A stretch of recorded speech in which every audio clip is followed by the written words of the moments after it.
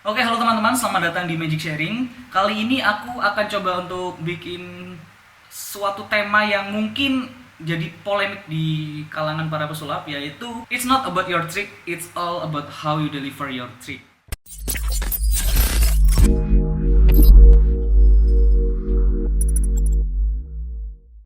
Oke, jadi sebenarnya tagline ini aku dapat dari keresahan pribadi, yaitu kalau misalkan aku datang ke suatu daerah, banyak sekali pesulap yang mungkin menguasai trik yang lebih banyak dari aku, tapi nggak sedikit dari mereka ketika coba untuk presentasikan triknya ke orang lain, itu kurang bagus. Nah, bagaimana cara kita untuk menanggulangi menanggulangi kayak bencana aja.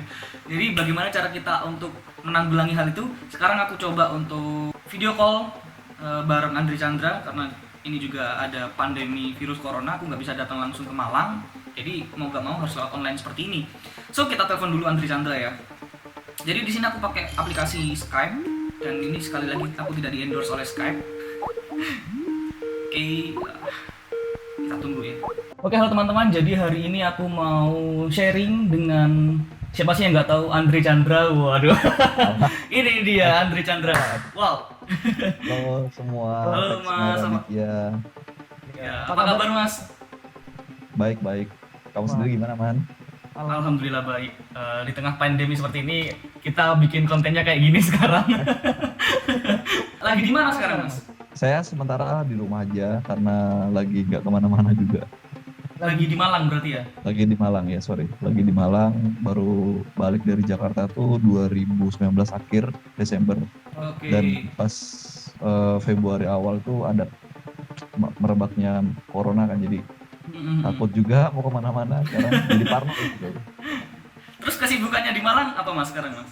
Kalau kesibukan sih aku di rumah aja sementara.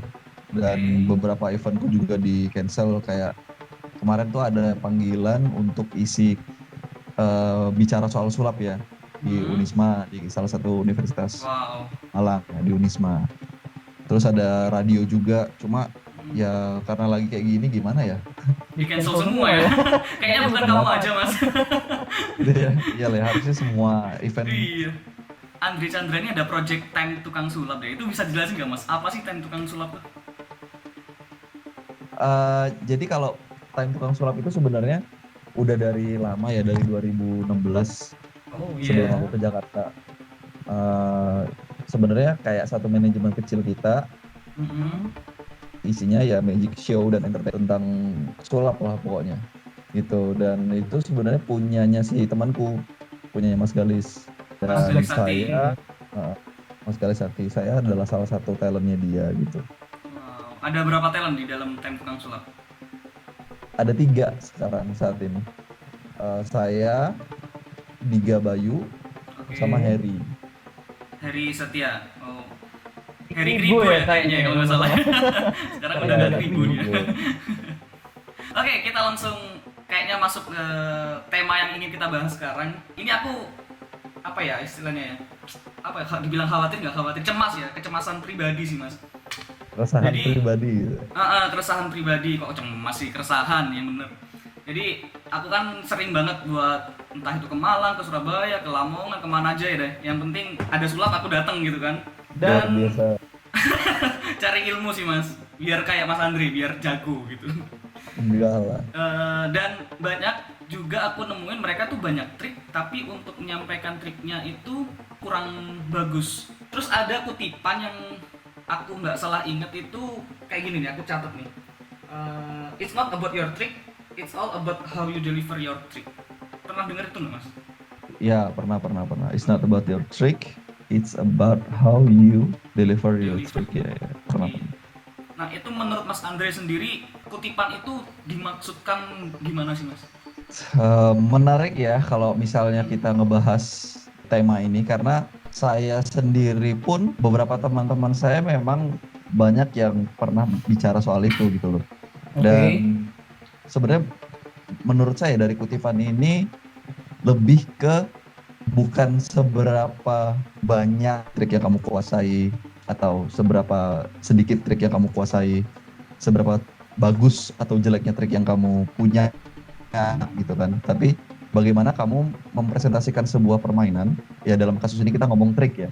Iya. Bagaimana kamu mempresentasikan trikmu itu supaya orang-orang itu lebih dapat, entah itu emosinya, feelingnya dia ketika melihat permainan itu. Dan salah satu faktor yang ngebuat satu trik bisa berjalan dengan baik itu kan sebenarnya presentasi kan. Kalau betul. misalnya kamu main atau apa ya, contohnya misalnya card trick deh, Iya. main sulap kartu, nemuin kartu doang kayak gitu, itu mungkin akan, oh iya keren sih kamu bisa nemuin kartuku, so what gitu loh misalnya ya gitu. Jadi Paham. mungkin ada sedikit storyline yang kamu pasang di sana, kamu mainkan emosi dengan cerita-cerita yang kamu buat seperti itu akan lebih menarik sih sebenarnya.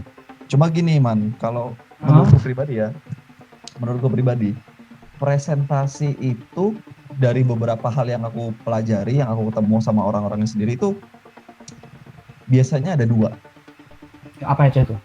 Yang pertama, presentasimu akan bagus ketika kalau kamu tuh punya pengalaman sendiri. Diangkat dari kisah pribadi gitu.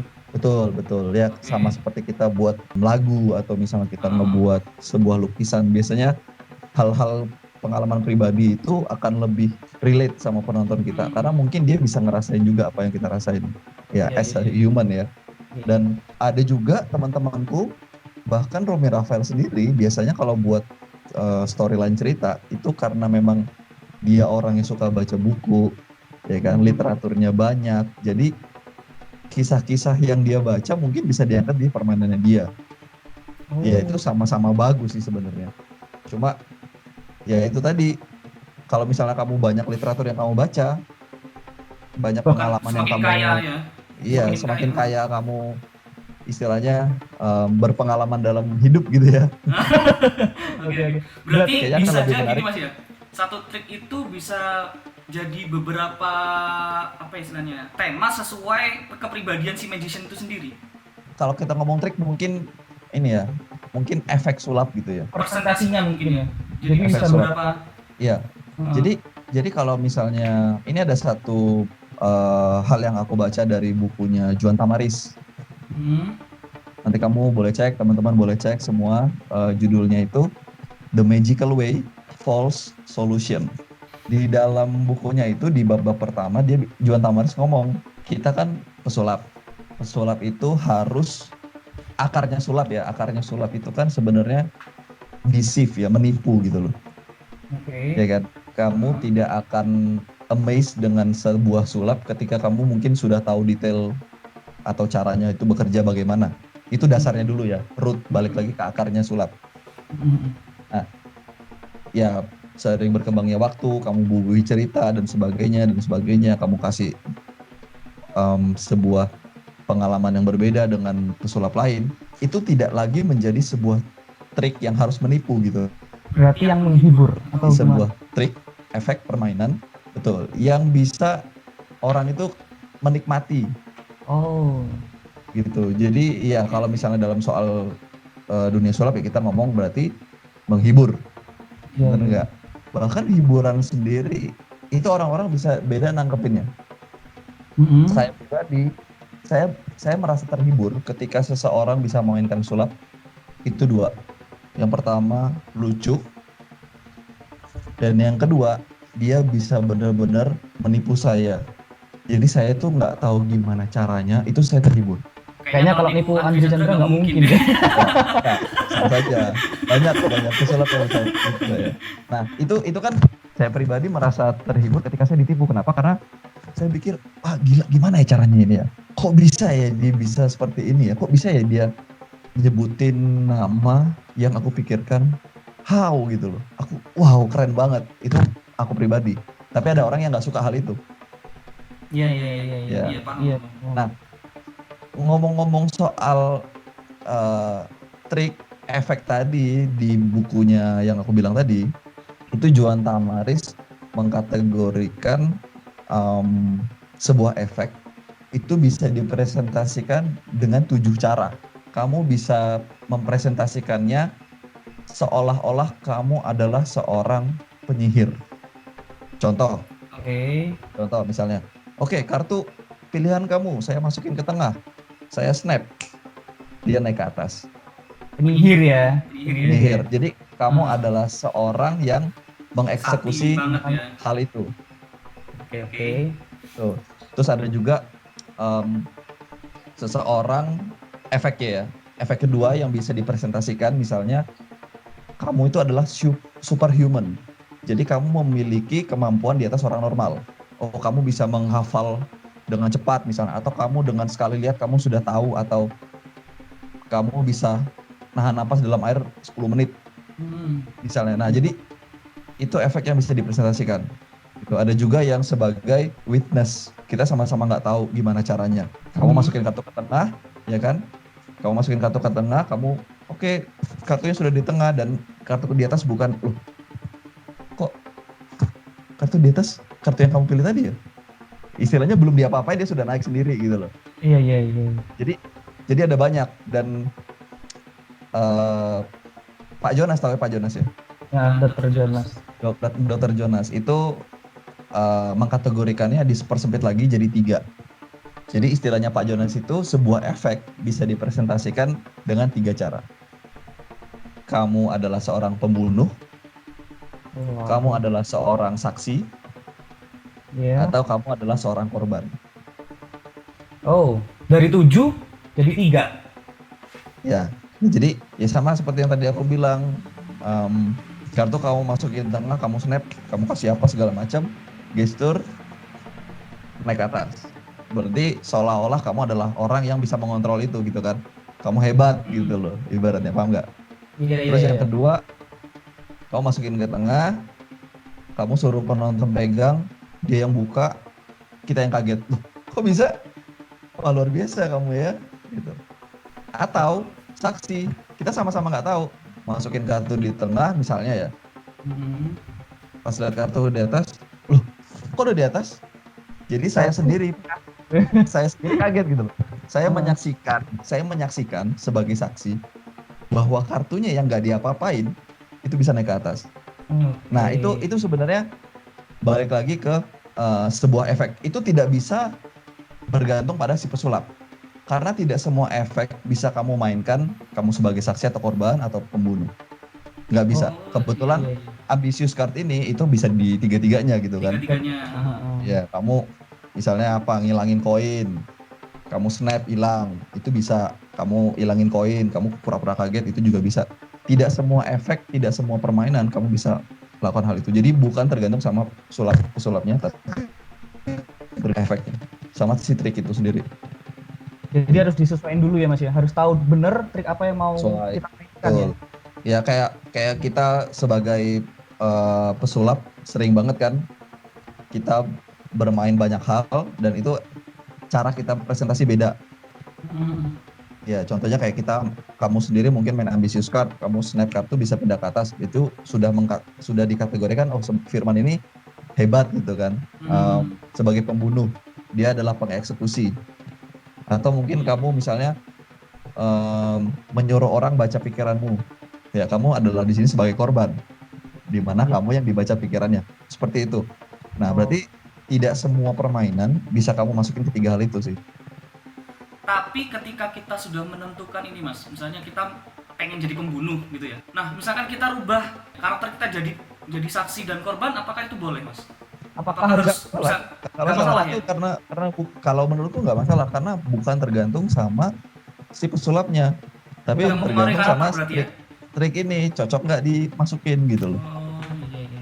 Berarti nggak mempengaruhi karakter si pesulap itu tadi ya untuk berubah-berubah mau jadi pembunuh, saksi atau korban. Enggak. Jadi kalau kita balik lagi ke pembicaraan kita, it's not about your trick, it's about how you deliver your trick. Jadi acuannya 3 tadi itu ya, mau jadi apa dulu kita?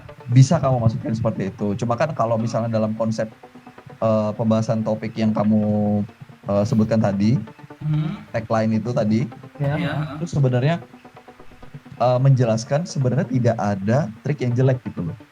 Iya. There is no bad trick. Dari cara gimana kita nyampein aja ya berarti ya yang kurang ya.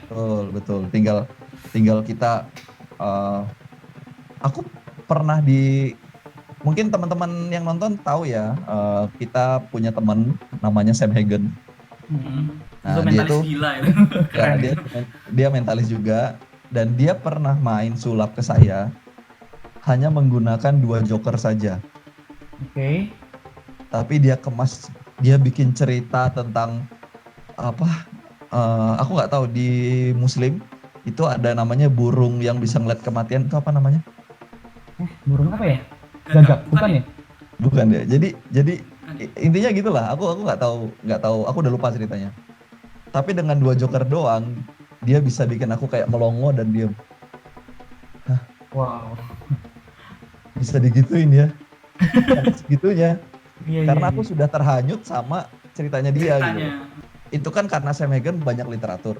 Dia banyak Iya. baca buku, ya kan? Dia suka Dia baca. baca buku juga selain sulap. Dia baca novel, baca buku psikologi. Nah, jadi ketika dia bisa memasukkan cerita itu dengan gayanya dia, itu akan jadi menarik sekali kan? Karena kalau kamu cuma ceritain doang tanpa ada kamu taruh itu feeling atau emosi di dalam cerita itu akan jadi cerita yang datar.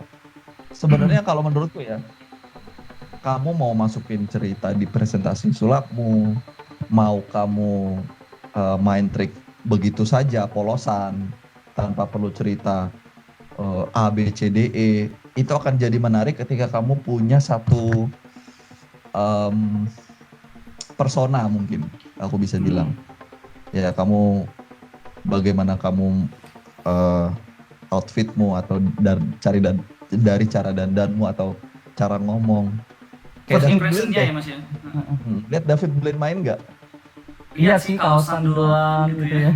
Tapi dan dia nggak ada presentasi yang aneh-aneh kan. Dia adalah direct magician. Cepet banget kalau main dia. Efeknya tuh direct gitu loh, tanpa basa-basi bla bla bla. Dia cuma bilang watch. Iya betul. Orang walaupun tanpa presentasi dan tetap keren aja gitu loh. Karena dia udah dapet personanya sendiri gitu ya. David Blaine banget. Personanya. Jadi dia mau main apapun udah pasti keren lah gitu. Nah, kita yang belum ada di tahap seperti itu, otomatis kan pasti mikir dong, kira-kira trik ini aku bisa bawa ini seperti apa gitu ya. Karena tujuan kita bermain sulap itu kan sebenarnya bikin orang amazed sama apa yang kita lakukan. Gitu loh. Aku sendiri tidak pernah mempresentasikan diriku adalah seorang yang sakti, kayak bisa baca pikiran dan sebagainya. Aku selalu bilang, ini adalah sebuah skill, teknik, kemampuan seseorang. Kamu bisa latih itu, dan kamu kalau misalnya konsisten, kamu bakal bisa. Aku nggak pernah mempresentasikan aku bisa baca, misalnya aku main-main reading gitu ya. Aku bilang aku beneran bisa main reading. Enggak. Aku selalu mengisi sebuah informasi yang aku bisa olah supaya dia percaya bahwa ini adalah sebuah trik. Karena aku tidak ingin penontonku percaya aku tuh punya kemampuan gaib. Kenapa Mas? Bebannya berat atau gimana? Bukan atau berat. Pertama, ya aku skeptik orangnya. Aku tidak berada di dalam wadah gitu ya, di mana orang-orang ketika main sulap mengaku dirinya punya kemampuan super. Oke. Ya, aku selalu bilang bahwa sebenarnya apa yang aku mainkan ini itu bisa dipelajari, dan karena saya sudah bertahun-tahun, akhirnya saya bagus di hal itu gitu loh. Semua permainan saya, mau baca pikiran, mau yang paling serem apa ya? Saya nggak pernah main serem sih.